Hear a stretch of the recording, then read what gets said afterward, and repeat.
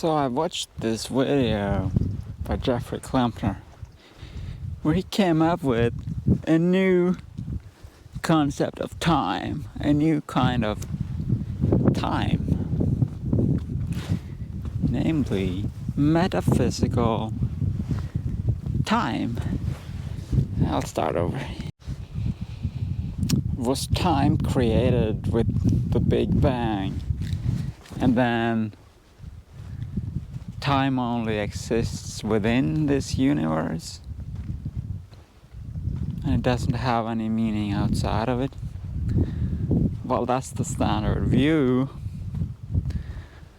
but amazingly Jeffrey Klempner just made a video where he comes up with this concept of objective time that goes beyond that, or is outside of it. It all follows from the idiotic conundrum. When you realize that you might not have existed, someone else like me might have existed in my place making this video, right? Well, that's not part of this world, but you can also imagine this world repeating, and that consciousness occupying another person instead in the same world. And some would claim it's the same consciousness occupying all people, but that's just a speculation, right? But let's say you have different consciousnesses. If it's just one, then there is no conundrum.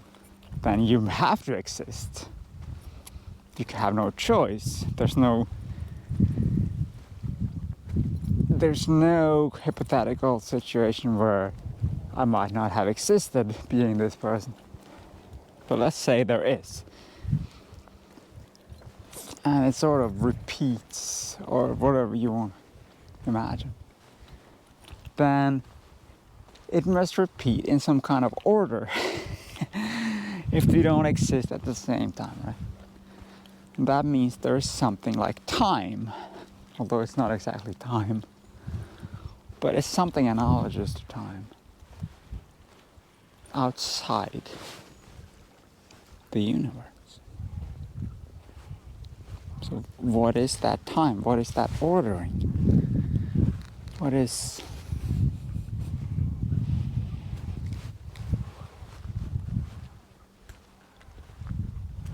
Where is that located?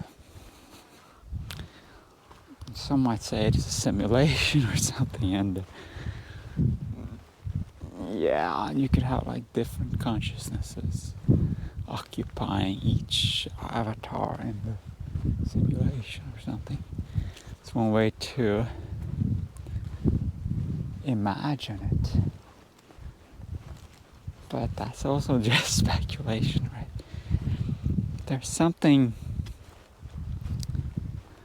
about this ordering of consciousness that is very mysterious. That is mysterious if you accept the premise that I might not have existed, but someone else might have existed in my place. If that's impossible, then that has some implications. And if it's possible, then, which is what I'm leaning at. And by the way, let's say the conundrum resolves to just one consciousness, like Erwin Schrödinger thought, right? Just one consciousness in the universe, also called open individualism. Well, this is a sort of solipsism.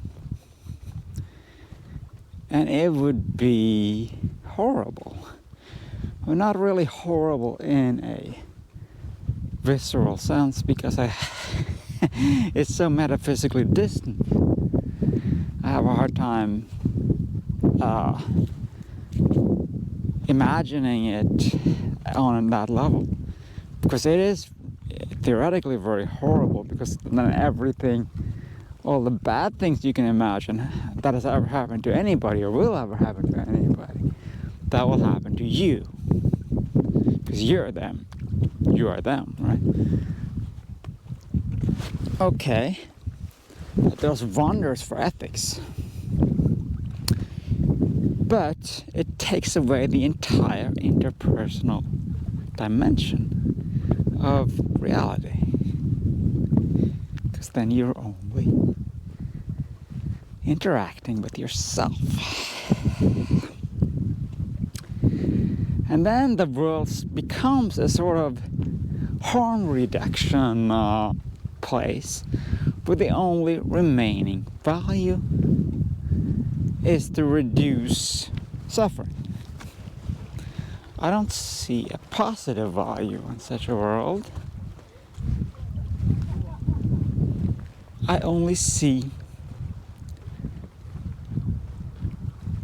harm reduction as a goal. Like, you love your neighbor as yourself because he is yourself, and that's all you really are concerned with.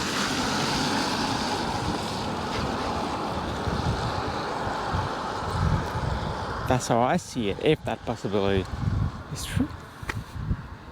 Luckily we can't know it if that's so, because it would be the end of meaning for me. It's only metaphysical speculation. It's not something I believe. It's not something I hope. Just considering the possibility. And it's what feels intuitively wrong. Because to me, it is intuitive that I might not have existed. Someone else might be having this experience, talking to this camera now. But your subjective intuition can be wrong about a lot of things. You could be wrong about this. Hope not. But let's just say it is. Then, yeah, meaning goes away. Except just to be nicer to everyone. Which is a worthy goal, of course. You can use a lot of that. But it's a double-edged sword. So you don't have anybody else to be nice to then. You only have yourself. You're stuck in solipsism.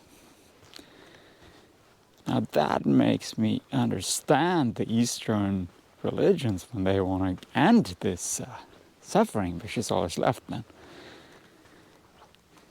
Yeah, that becomes a lot more reasonable as an end goal to liberate yourself from attachment to this solipsistic world. But I wonder who would be liberated from that, as long as there is one person left. As long as there is a world left, that is still you. So that doesn't really make sense either. But maybe it's the best you can come up with. If the world is just suffering for no reason, if there is nobody to love, because there is nobody.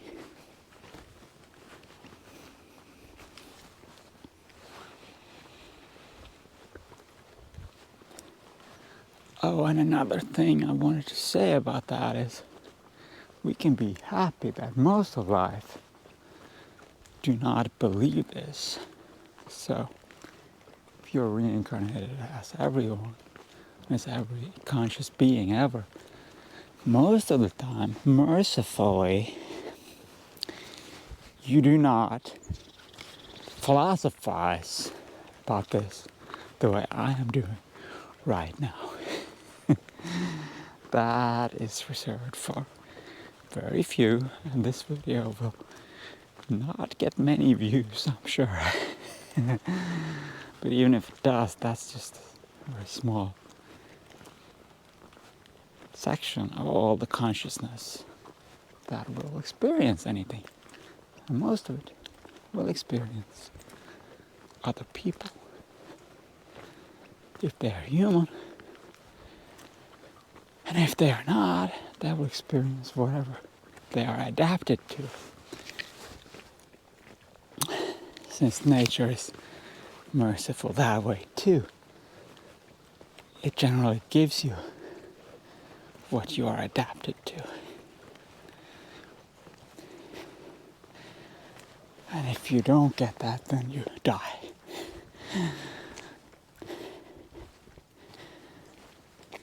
So it's a mere accident that I'm pondering this conundrum. That's not part of the plan. If you consider evolution as the plan, or the method of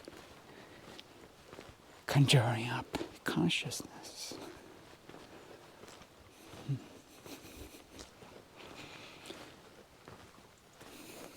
Maybe it's really crazy to think about this conundrum at all. Maybe it's a curse. Maybe, oh no, not for me anyway. I'm not overdoing it. It's not occupying that much of my time. But you can't unsee it.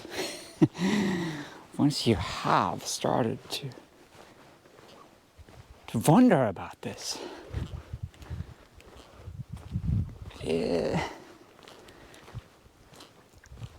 yeah, well, and you're not gonna have a solution. That in itself doesn't bother me so much.